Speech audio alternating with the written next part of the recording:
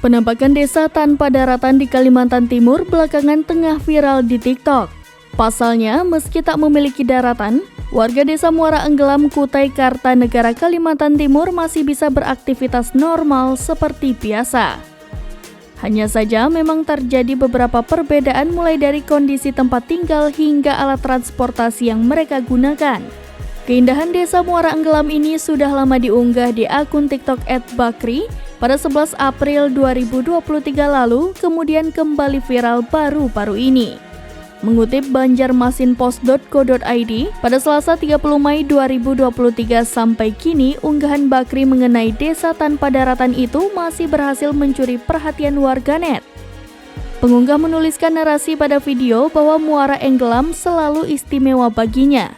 Tampak dari video yang dibagikan Bakri, desa Muara Enggelam memiliki luas sekitar ratusan hektar.